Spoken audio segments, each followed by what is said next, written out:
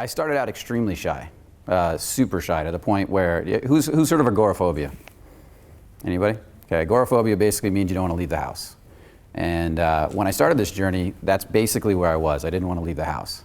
I was scared to death of people. I was scared to death to go out in public and kind of socialize. I couldn't talk to anybody hardly.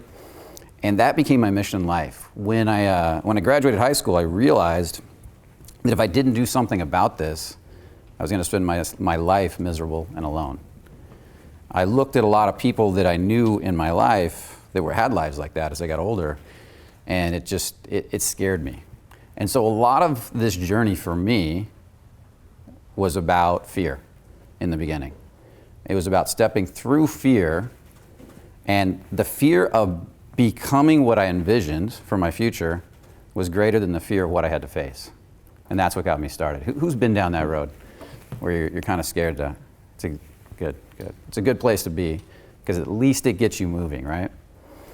And so I had to sell all my video games, my computers, my D&D, all the stuff I did with my really introverted friends, and I started this journey.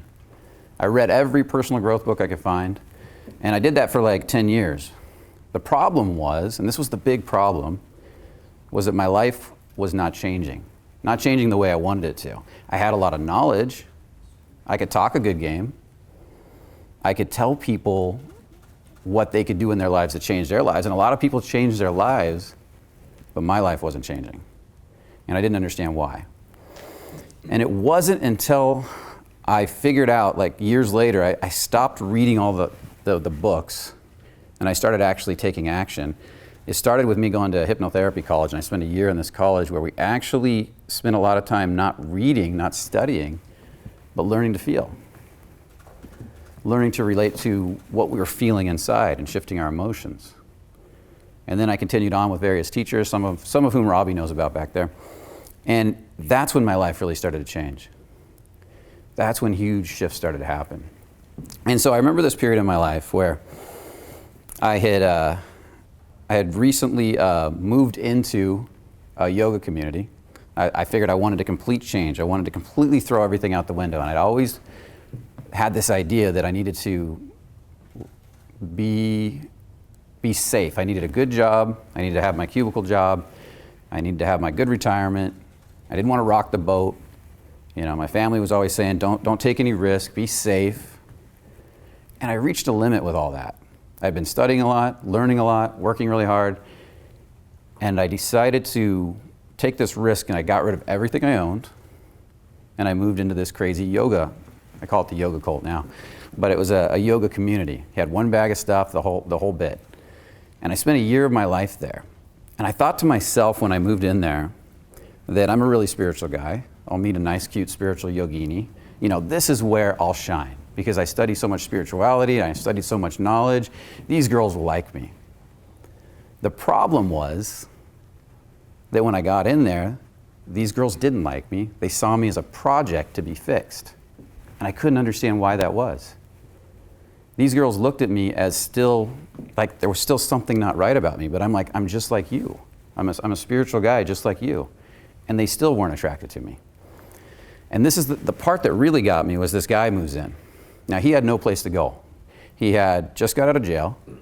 He had no car, no money, no job, and he's on parole. And what do you think happened? Every girl in there wanted him. He was a magnet for every one of these spiritual girls.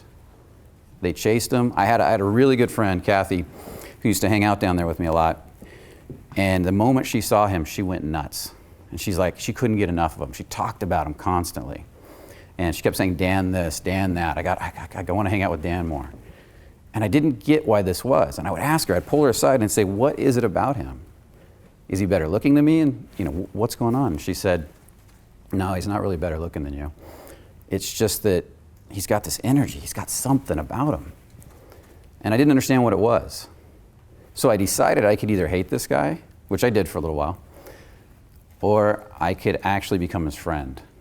And so I ended up doing something that was probably pretty stupid if you look back on it, was I moved into a 3-bedroom apartment with him and Kathy.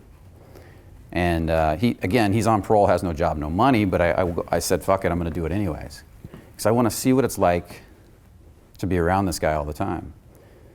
And when I moved in with him, it was really interesting because he gets on Match. He borrows the money to get on Match, and there's one girl after another coming over to the apartment all the time. And I hear him giggling and laughing. I hear him arguing with them. I hear him saying stuff that I would never say. I hear him being cocky. I hear him being arrogant. Yet these women love him. And I couldn't understand why that was. And what I didn't realize at the time was that I was your consummate nice guy. I was nice to a fault.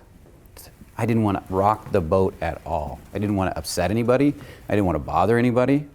I didn't want to push anybody's boundaries. So I was always trying to get rid of all the tension in any conversation and make everything smooth all the time. Anybody guilty of that?